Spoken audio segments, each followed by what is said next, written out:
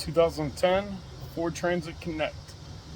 Today we are working on a harmonic bouncer pulley, new harmonic bouncer bolt, idler pulley, and tensioner pulley, along with a new serpentine belt.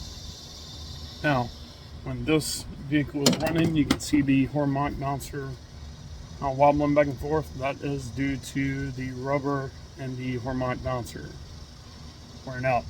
So it's time to replace. And with that, you might as well do every other pulley and a new belt to go along with it. Because with that out of balance, it's going to throw the other bearings on the pulleys out if it hasn't already. So go on and replace those. Now on this, you want to jack up the vehicle, and it is a 19 mil to remove the lug nuts, remove the shield from underneath, which is two 8mm bolts, and then you're going to remove a 10mm bolt out of the reservoir on the side of the inner fender, and it'll pop out of place and you can rotate it. And then you're going to remove the motor mount, which is two 18s, 15, 15, and another 15, and then support the engine with your jack up the motor to remove the mount, and then lower the motor so you can actually access the pulleys from underneath. That is the spot shield, which is connected here and back here. Now, to remove the belt, you're going to use a 15mm socket with a breaker bar.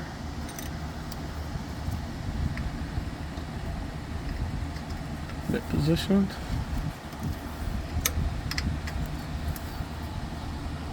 Rotate it towards the front of the vehicle and remove the belt. Like so.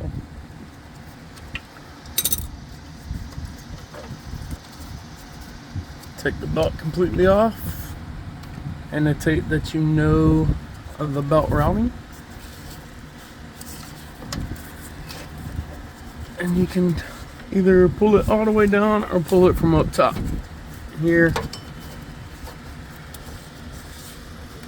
I'm just gonna reach up and get it worked up, but there we go, got it pulled out. Now, this looks to be 10mm, so I'm gonna grab my socket, remove the tensioner, idler pulley, and then replace this crankshaft pulley. Cobalt with a 20mm, and it's time to take the crank bolt out.